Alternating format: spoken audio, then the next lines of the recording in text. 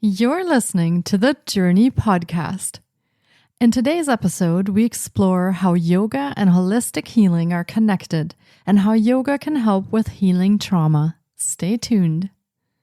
Hi, I'm Petra Brunbauer, and with decades of experience with sadness, pain, anxiety, and stress, I finally figured out how to leave all that behind. And this podcast shows you how to break free permanently so you can reclaim your sanity and find the self-esteem and energy to go after the life you desire. With real talk about mental health, holistic healing, and the tough journey of coming out the other end. This is the Journey Podcast.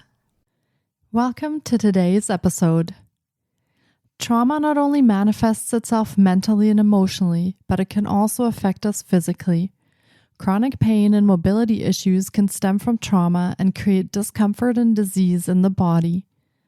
As a survivor of trauma, Vicky Hardy incorporates yoga and myofascial release into her own healing practice and into her work with clients and yoga students.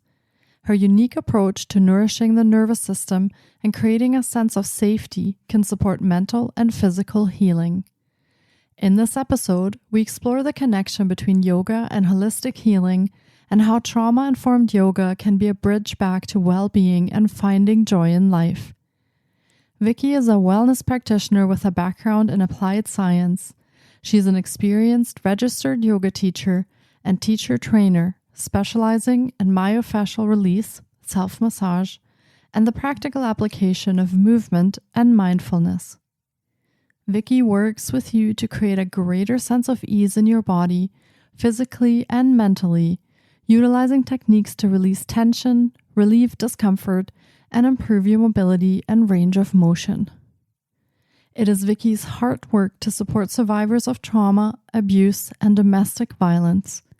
Building upon her own lived experience, she offers individualized programs developed in consultation with you to empower resilience and meet your specific needs. With a focus on presence, safety, and reconnection, Vicky provides you with tools to nourish your nervous system, rebuild your sense of self, and inspire your excitement for life. When she's not at one of the local studios, you'll find her barefoot at the beach with Blossom, her friendly Australian shepherd dog, jumping in the ocean all year round, often washing off the dirt from her veggie patch. Let's meet Vicky Hardy.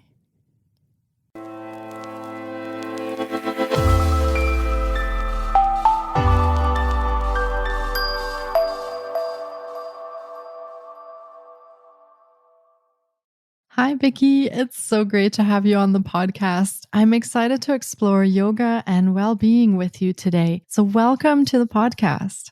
Hi, Petra. It's great to be here. Thanks for having me on board. Yes, I'm very excited to get started. So can you share a little bit about yourself and how you got into this work? Sure, I'd love to. Look, I started practicing yoga a very long time ago now. I was drawn to it because of a physical injury. So I have a hereditary problem with my spine and have utilized yoga for about 15 years to manage that as a physical problem. That kind of led me into this journey with the practice and through a really sort of challenging relationship previously and developing a whole lot of tools around that to kind of support myself through, I guess, the challenges that have come up through my life. And then I just started sharing what I knew. So I ended up doing a teacher training just for my own interest and landing in a job and have been kind of teaching ever since and haven't really looked back, to be honest. I can't imagine doing anything else yet. Yeah, it was a little accidental, but it's definitely where I'm supposed to be. And so how do you work with yoga when it comes to trauma and anxiety? You mentioned a little bit about your own physical pain, and how do you incorporate yoga into that journey? So for me, the management of physical pain has come a lot from a functional movement point of view and utilizing yoga and breath work and mindfulness techniques in order to sort of accept my body and accept limitations and I guess the challenges that brings because I'm not an old body, but I guess my physical limitations make me feel different.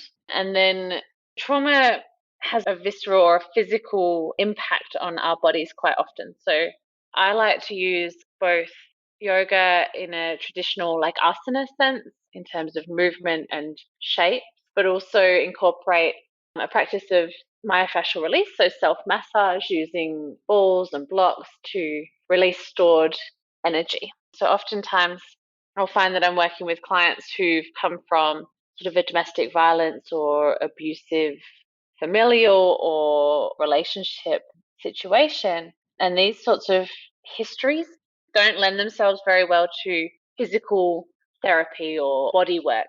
However, we still have this accumulation of tension, of trauma, of discomfort in the physical body that often comes from a more mental or historic background. So I teach people to use tools, props, balls, their own hands and bodies to access those areas of tension and release physically through the body to create more space physically and mentally.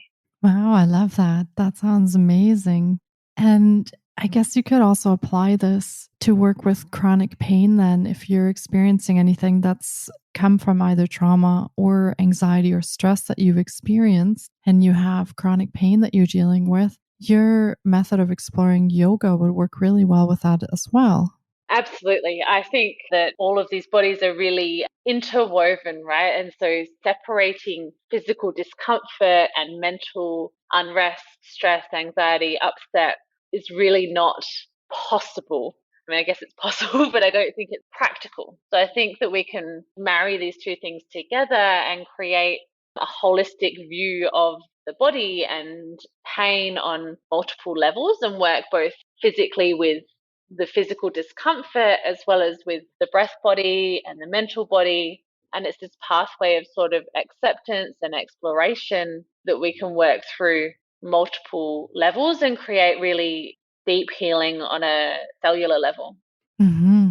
That sounds amazing. And if listeners are wondering a little bit about what yoga looks like, so what could they expect if they're working with you? What would the yoga that you have them do look like, or what kind of things would they be looking to do to work with their traumas or anxiety? Sure. So I work both one on one with clients and in a group setting. Depending on the client, it's a really quite a personal journey. So yoga can look like asana, which is a physical practice. So, the typical thing that you might think of yoga as, which you see in the world, which is in Western society, which is a movement practice quite frequently. Most often, if we're working with trauma or mental health issues, it's a much more still practice. However, depending on the person, if you're in a sort of hyper vigilant, hyper aware state mentally, that has an effect on your nervous system, right? And we're always on the lookout for danger sort of zone in our nervous system. And so it's all about settling that. And so we can access regulation of the nervous system either through a physical practice that is movement and linked with breath. So I work a lot with the breath and the movement of energy that we can create through that. So it might look like a physical practice where we move in time with the client's breathing. And then that can kind of lead into a practice of more stillness because quite often, if we've experienced trauma in our lives, being still is actually really difficult. Being quiet in your mind, you might have experienced that in your time or with clients where sitting still, and as soon as your body becomes still, then you're kind of like, let's quieten down the mind. The mind's like, pew, pew, pew, here's all of the things. And so we'll work from a physical movement point of view and then move into more of a stillness practice. And then I like to marry both a restorative and yin practice. So this is supported with props and long held shapes that are deliberately designed to open the parts of the body that are closed or facilitate deep rest. So we're looking to stimulate the parasympathetic nervous system, which is this place of rest, of digestion, where the body can heal itself, and pair that perhaps with acupressure points or this myofascial release techniques where we're accessing the physical tensions of the body or the discomfort where it manifests. Does that answer your question? Yeah, thank you so much for sharing that. That gives me a really good picture of what I would be looking at if I wanted to try this. And can anybody start yoga at any time, or is there sort of a physical requirement or anything that somebody has to be fit before they start this? Or can anyone that wants to heal with you start the yoga program? Absolutely anybody at any time. Honestly, when I started practicing yoga, I was not fit and I was not flexible. I also had this kind of hesitation, right? Because there's a whole lot of stuff out there. But I've worked with people from children through to, I think my oldest client is 84. So there's a great range of difference in mobility and in fitness, which obviously isn't all age related, but just so you get an idea of the different kinds of things. And like I mentioned, I have a chronic back injury. So really, yoga is a practice that is here to meet anybody wherever they are. And it's all about tuning inward, this introspection, getting familiar with what your body is capable of, and accepting where you are and playing with it, right? It's an exploration that's really individual and can meet anyone at any point. Yeah, that's great. I love that. And when you said that it'll meet anyone where they're at, I think that is so great to have this individual work that you can do with yoga and really take people from where they are now and bring them to the point of where they'd like to be in their healing journey. That is amazing. And you mentioned the back problems that you have yourself. So, yoga obviously is also possible for people who have maybe restrictions or injuries, and they could work with you on that as well, then, and still do the yoga.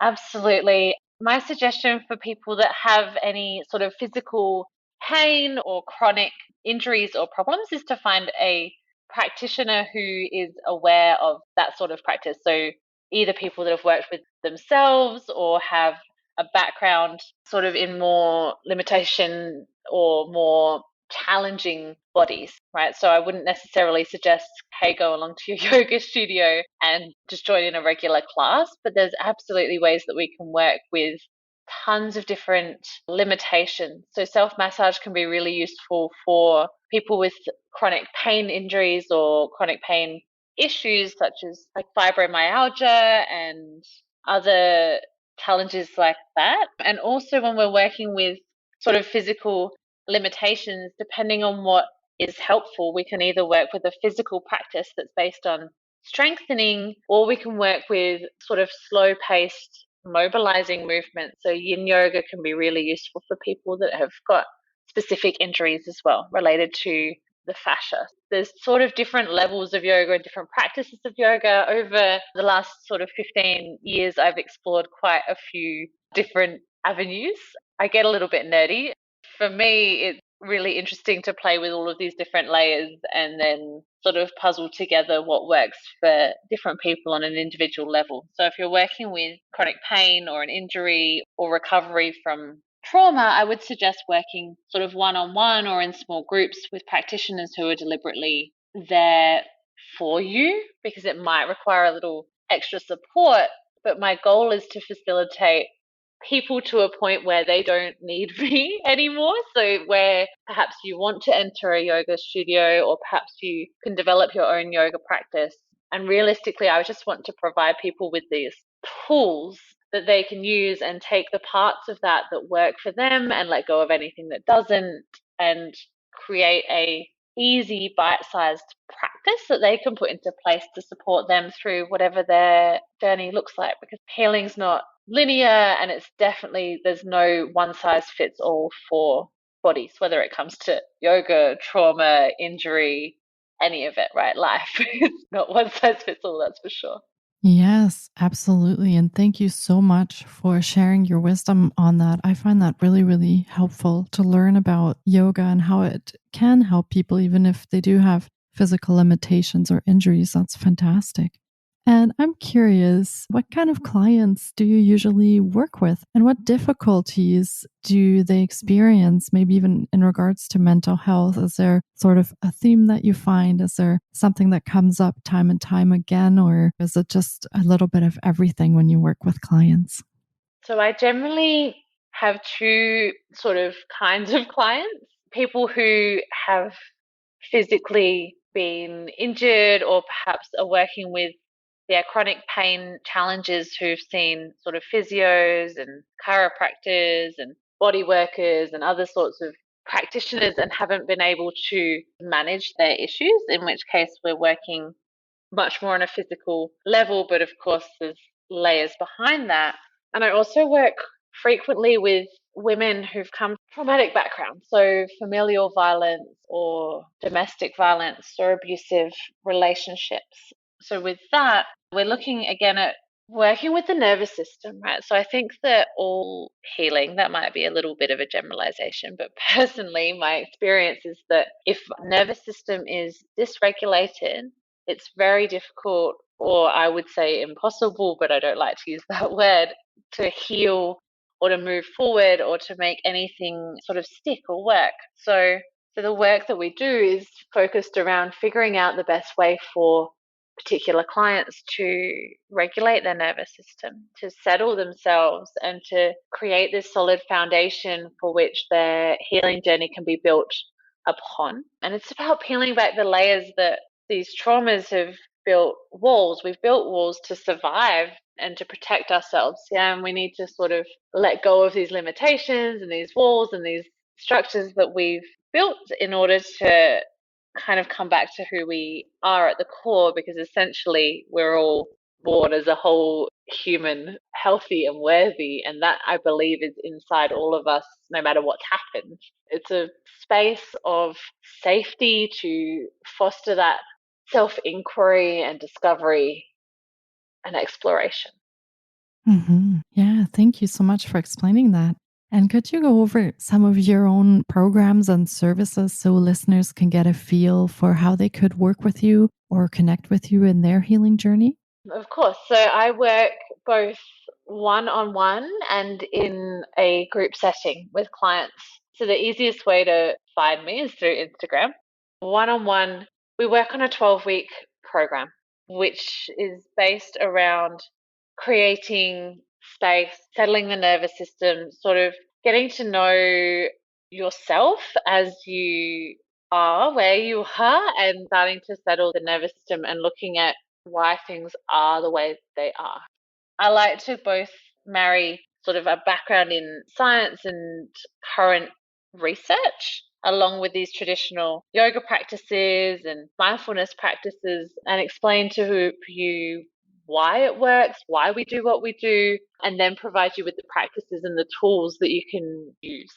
Over around an 8-week series, we kind of peel back the different layers of the nervous system and we put in different practices for self regulation and breath practices and tools that you can utilize in daily life.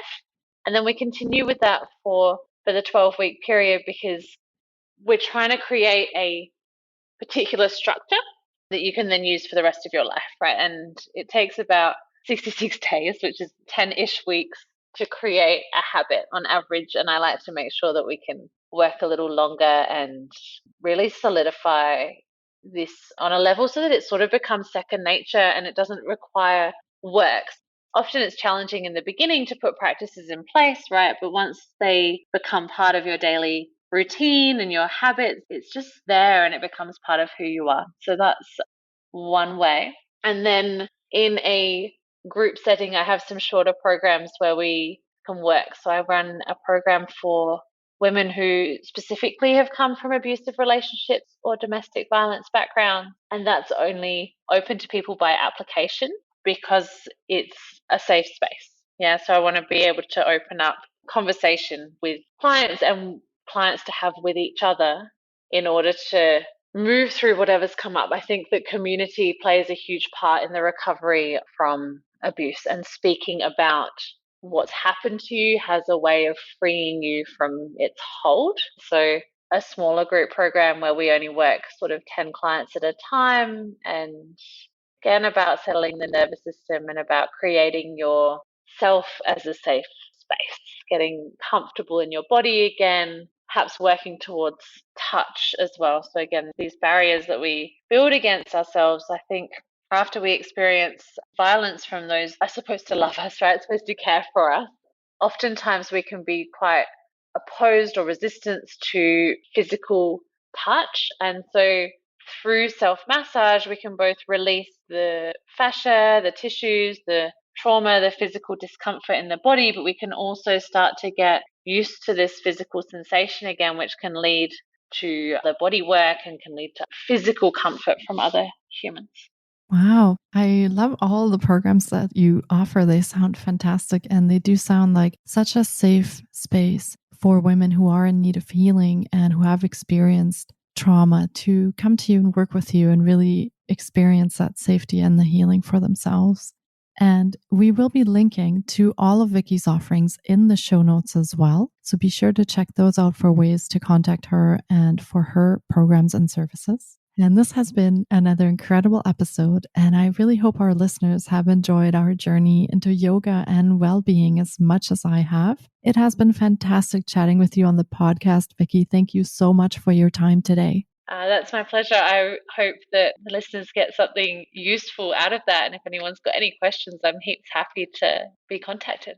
Great. Thank you so much. I am sure that they will, and that they have enjoyed it as much as I have speaking with you and listening to you, because you bring so much wisdom in this amazing work that you do. So thank you again so much, and take care, Vicky. Thank you. Thank you so much for taking time out of your day to listen in. If you enjoy the Journey podcast, please subscribe, share on social media, and leave us a review. And be sure to get your copy of our brand new ebook called Break Free. Sending you love and courage, and see you next week. Until then, you can find us on Facebook, Instagram, and the Journey blog.